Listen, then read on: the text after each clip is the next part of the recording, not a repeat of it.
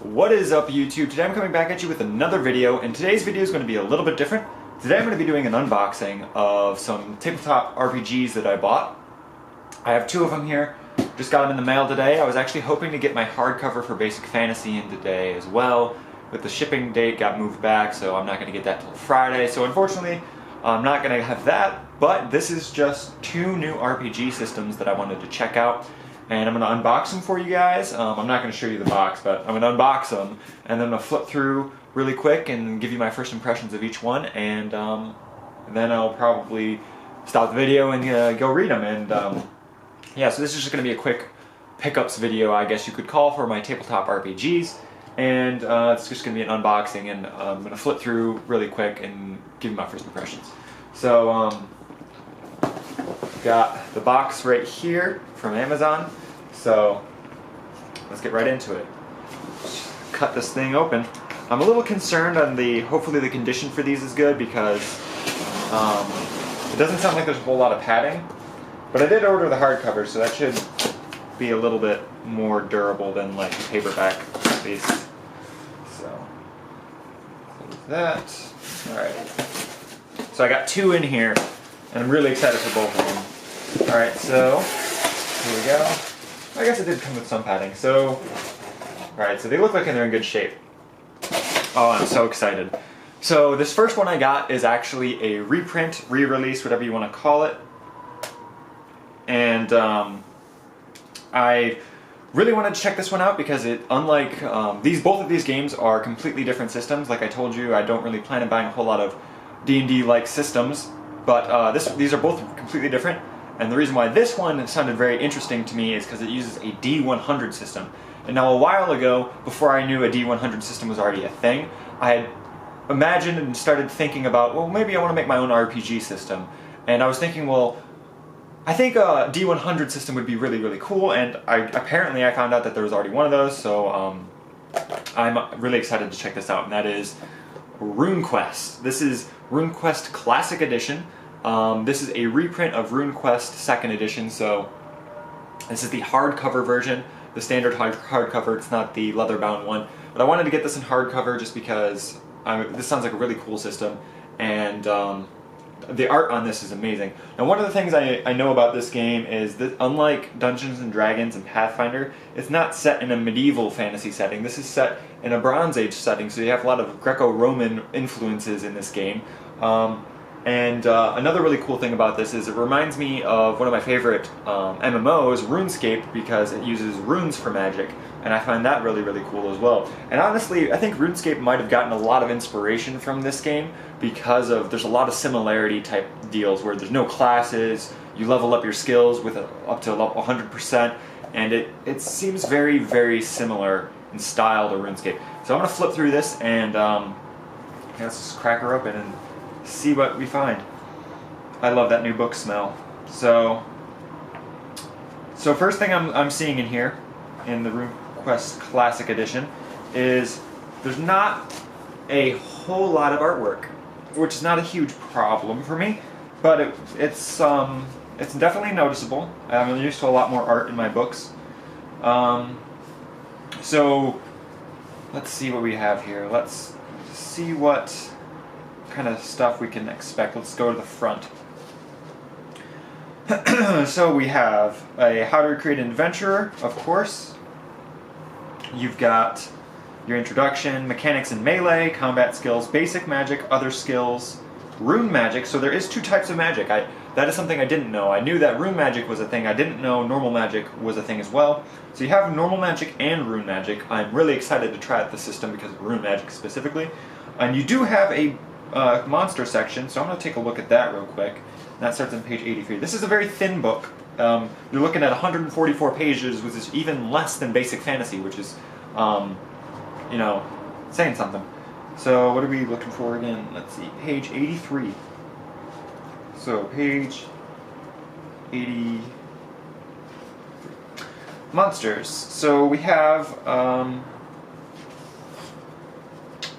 so we do have a few monsters in here. You have dragon newts, lycanthropes, Praxian riding animals, trolls, non-intelligent monsters. Oh, and here's the monster descriptions: baboons, basilisks. See, now I'm really excited for this section because I've seen previous supplements for this game, and the monster charts looked very like typewriter font and looked like they were very hard to read, whereas this book sets them up in a very nice and clean font, and it makes it very easy to read, so I'm happy about that. So we're looking at, let me see how many pages of monsters we get in this, because that's going to be something that I'm going to probably use a lot. Okay, so we don't get a whole bunch, we get roughly 21 pages. We get 21 pages of different monsters, but that should be enough. Do they have a more monsters? Let's see.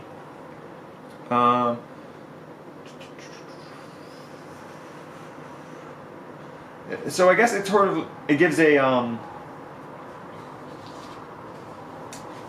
there's a big chart here for calling your shots, which I guess that might be a big thing in this. And it tells you here that the monsters listed in these pages are a partial listing, which can be found in the world of Goliantha. Let's see, responses. Alright, so apparently there's supplements that I'm gonna for more monsters. So this only gives you a very small amount of monsters, which is kind of disappointing. But you have 21 pages. I think there was 3 to 4 per page. So you're looking at, let's say 2 at max, 2 per page max, and that's roughly 42 pages, 42 monsters, which is not a whole lot, but hopefully I can get a good idea of how monsters work in this game, and I can make my own monsters from the examples that they give. And I'm really excited to check that out. So RuneQuest 2nd edition, I've heard from a lot of people that this is the best version of RuneQuest. I was also thinking about getting RuneQuest 6th edition or Mithras, which is the rebranded version. But I don't think I'm going to do that just because it seems like there's a lot of different changes, and the guy who originally created this system, he stopped working on it on RuneQuest 3, I think. So this is his definitive version so far, and apparently he's working on RuneQuest 7. So I might check out RuneQuest 7 when that comes out. But for now, I'll just use RuneQuest 2. And, excuse me, but I'm really excited to check that out. Really nice hardcover, good quality. Paper's pretty much on par with the paper from Basic Fantasy, so very similar style papers, not like the glossy paper that Pathfinder has.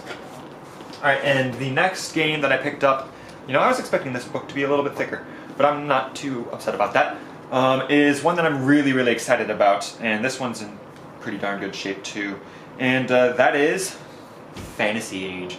Now, I picked up this game because this is a different system as well. This is not using the D100, it's not using the D20. This uses a 3D6 style system, so you roll 3D6 or 2D6 depending on how you really look at it, because one of the die is for like a special chart that you can, you know, do flair with. But this is using a D6 type system, so this is very different than both of those two systems, and this is supposed to be extremely easy for people to pick up and play, and this is supposed to be a really good beginner-friendly RPG, which is something I'm really looking forward to, because I want to try new systems, but I don't want it to be awful to learn, which, from the looks of RuneQuest, it's going to be pretty difficult to learn, but once you wrap your head around it, it should be easy, but looks like RuneQuest might be a little bit of a steep learning curve. Fantasy Age, on the other hand, doesn't really have that big of a learning curve, so that should be great. I really love the art on the cover of this. I love this troll orc thing. You got this really cool warrior with a flaming sword, so the art is just amazing on this one. So that's really cool. So let's open it up and see what we get. So I'm going to flip through and look at the art real quick like I did the others, and man, the art in this is really, really cool. Wow. This is a glossy page finish, sort of similar to Pathfinder. I would say it's above RuneQuest and Basic Fantasy, but not quite up to the standards of Pathfinder's pages. Pathfinder's pages are extremely thick and really durable, and I'm really, really enjoying the art. You've got between chapters, you've got full page art sections, which is really cool. Let's see what else we got in here. So let's go to the front and see what kind of content we get in this. So let's go to the index at the front. Alright, so you get quite a bit in here, a little bit more chapters than RuneQuest. You get, and they have it broken down in smaller sections, so that's really nice. So not only do you get broken down by chapters, but you also get sub-chapters in there as well. Unlike RuneQuest, where it just broke down what each chapter was, you get even more detailed things in the index here. So that makes it really easy when you're first starting and you want to look at things. It's really easy up here. So it's almost like a second index, almost, because there's probably an index. Yeah, there's an index at the back, which is much more comprehensive, but it's like a more streamlined index in the front, which is really nice. Alright, so first we have, character creation, getting started, making a character in 9 easy steps. That's really cool. Your abilities, so it starts with abilities in this one, which is very interesting. That's kind of new to me. So maybe the abilities in this game are a much bigger factor for your character than anything else. So let's see what it says about abilities here. Alright, so okay, I thought this was different. So in this game, your abilities are your basically your statistics. So you have your accuracy, your communication, constitution, dexterity, fighting. All those things are your abilities. So they call them abilities in this game. So now it makes sense why that's first. You have your races in here, which your races that you can pick between are dwarf, elf, gnome, halfling, human, orc. So you got a good section on races there. Your classes are, looks like there's only 3 classes here. It says mage, rogue, and warrior. So I'm going to go take a look at those and see if there's maybe subtypes and subclasses. So let's look at that real quick. Alright, so your classes, I'm in the warrior section here, and it gives you a breakdown of by level what you kind of talents you get, because I know that's a pretty big thing in this.